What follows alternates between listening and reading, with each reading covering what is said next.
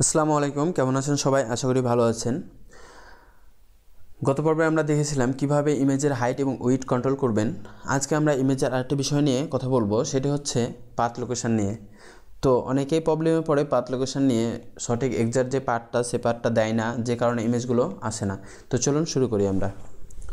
তো এর জন্য একটা আমি ফাইল তৈরি করে নিয়েছি এবং ফাইলে index.html নাম দিয়েছি এবং এই ফাইলটা নোটপ্যাড প্লাস প্লাস দিয়ে আমরা ওপেন করে বেসিক স্ট্রাকচারগুলো লিখে নিয়েছি এবং এখানে আমার একটা ইমেজ আছে এই ফোল্ডারে আমার একটা ইমেজ আছে। আমি একটা ফোল্ডার তৈরি করছি img নামে, যে ফোল্ডারের ভিতরে শুধু ইমেজগুলো থাকবে। এর মধ্যে ইমেজটা আমি পেস্ট করে দিচ্ছি, এই ফোল্ডারে শুধু ইমেজ থাকবে।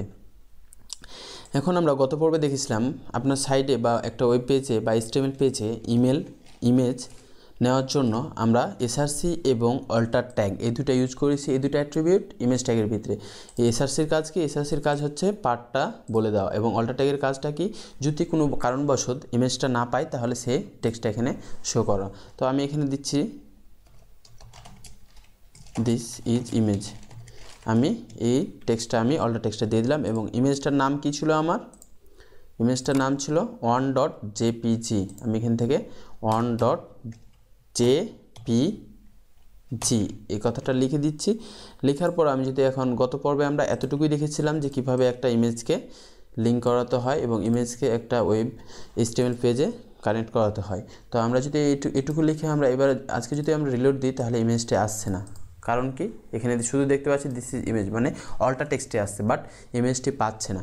কারণ এখানে শুধু এটুকু আমরা শুধু লিখতে পারবো যদি রুট লোকেশানে সেই ইমেজটা থাকে শুধু, তাহলে ইমেজের নামটা আমরা শুধু দিলেই হবে।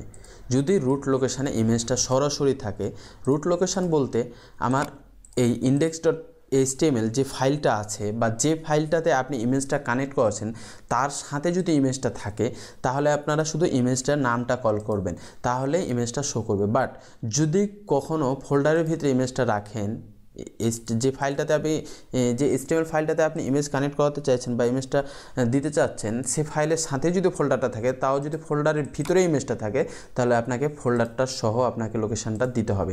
যেমন এই ইমেজটার লোকেশানটা কোথাও, এই যে দেখেন এই ইমেজটার লোকেশান হচ্ছে সহজ লার্নিং ক্লাস 11 ভিতরে ইমেজ ফোল্ডারের ভিতরে আছে। এই পার্টটা আপনাকে দিতে হবে। এই পার্টটা পর্যন্ত এই পর্যন্ত অ্যাক্সেস, এই পর্যন্ত আপনার এই ডিরেক্টরি পর্যন্ত আপনার এই ফাইলটা অ্যাক্সেস পাবে, বাট এই ডিরেক্টরি ইমেজের ভিতরে আপনার এই ফাইলটা অ্যাক্সেস পাবে না। এই ফাইলটা অ্যাক্সেস করার জন্য আপনাকে তাহলে এখানে কোথায় আমার এই ইমেজটা আছে, ইমেজ ফোল্ডারের ভিতরে img/ এইটা দিবেন, দেন সেভ দিবেন। সেভ দেওয়ার পর যদি এখানে রিফ্রেশ করেন তাহলে এবার ইমেজটা এখানে সুন্দরভাবে পেয়ে যাবে। বাট তাহলে আপনারা কী করলেন, যদি ফোল্ডারের ভিতরে ইমেজ রাখেন তাহলে ফোল্ডারের নামটা স্ল্যাশ দিয়ে ইমেজের নামটা দিতে হবে, তাহলে ইমেজটা পাবে।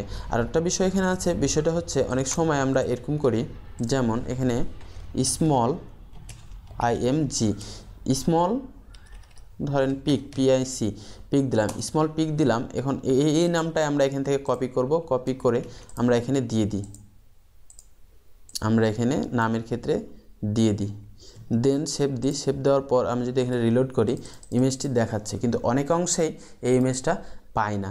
তো আমরা কখনোই এই নেমিং কনভেনশনটা ফলো করব না।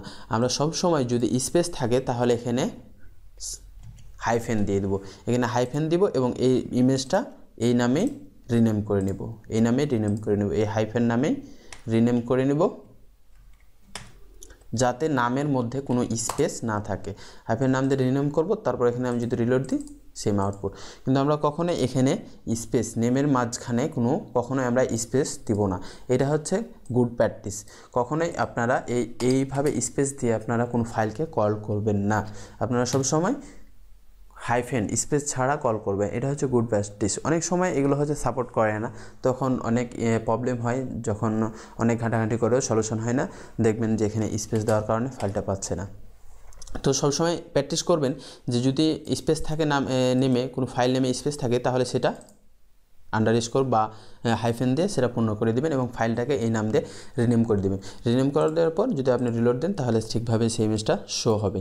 তো আজকে দেখালাম কিভাবে আপনার কোনো ফোল্ডারের ভিতরে যদি ইমেজ থাকে সেই ফোল্ডারের লোকেশনটা কিভাবে দিবেন, বা অ্যাকচুয়ালি এসআরসিতে কিভাবে পাথ লোকেশনটা দিবেন। এসআরসিতে বসবে অ্যাকচুয়ালি পাথ লোকেশনটা, এই ইমেজটা যেখানে থাকবে সেই যে পার্টটা আর কি দিতে হবে।